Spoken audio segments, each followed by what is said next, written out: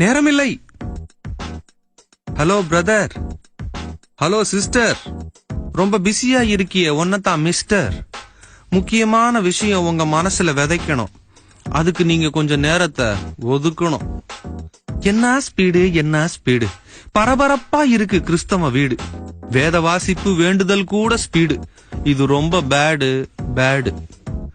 எழுந்த உடனே பல்ல விளக்கணும், காப்பிய கலக்கணும், முகத்தை அலம்பணும், சீக்கிரமா கிளம்பணும், பேப்பரை படிக்கணும், பஸ்ஸ பிடிக்கணும், பிஸியா இருப்பது போல நாளெல்லாம் நடிக்கணும். பள்ளிக்கூடம், ஆபீஸ், கல்லூரி, கடைவீதி, இதுலயே போயாச்சு ஜீவியத்தில் ஒரு பாதி.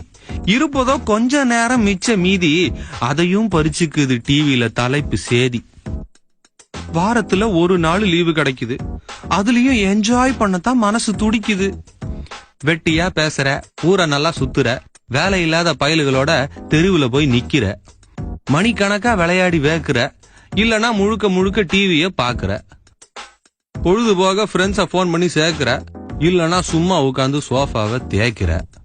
சோசியல் மீடியாவுக்கு நேரம் இருக்கு, சொந்த பந்தத்துக்கு நேரம் இருக்கு, இன்டர்நெட்டுக்கு நேரம் இருக்கு, அடுத்தவன் விஷயத்துல இன்டர்ஃபியர் பண்ண நேரம் இருக்கு, திங்க நேரம் இருக்கு, ரெசார்ட்ல போய் தங்க நேரம் இருக்கு, ஜிம்முக்கு நேரம் இருக்கு, ஜம்முன்னு ட்ரெஸ் பண்ண நேரம் இருக்கு, பாட்டி கிட்ட கதை கேட்க நேரம் இருக்கு, பாட்டி வச்சு மிதக்க நேரம் இருக்கு, பசங்க டியூஷனுக்கு நேரம் இருக்கு, பொண்ணுங்க ஃபேஷனுக்கு நேரம் இருக்கு, வீட்டம்மா ரேஷனுக்கு நேரம் இருக்கு, ஐயா ரயில்வே ஸ்டேஷனுக்கு கூட நேரம் இருக்கு, பிக்கப்புக்கு நேரம் இருக்கு, பீஸா தின்ன நேரம் இருக்கு, டிராப்புக்கு நேரம் இருக்கு, டிராமா பார்க்க நேரம் இருக்கு, சமையலுக்கு நேரம் இருக்கு, சீரியலுக்கு நேரம் இருக்கு, செல்போனுக்கு நேரம் இருக்கு, சும்மா பேச நேரம் இருக்கு, பாக்கு போட நேரம் இருக்கு, பார்க்ல உட்கார நேரம் இருக்கு, 4 பேரை சேர்த்து வச்சு நாட்டு நடப்ப பேச நேரம் இருக்குயா.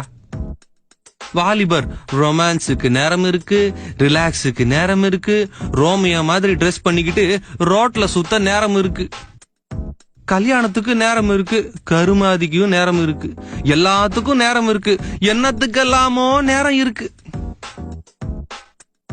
ஆனா நேரத்தை படைச்ச ஆண்டவருக்கு கொடுக்க கொஞ்சம் நேரம் இல்லையா உனக்கு?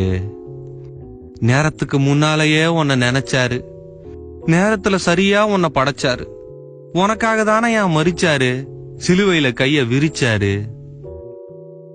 வேதம் படிக்க நேரம் இல்ல, வேண்டுதல் செய்யவும் நேரம் இல்ல, கர்த்தருக்கு செலவிட நேரம் இல்ல, உனக்கு இது முக்கியம்னு தோணவில்லை. அக்கா, தம்பி, ஐயா, அம்மா, நான் சொல்றத விட்டுறாதீங்க சும்மா.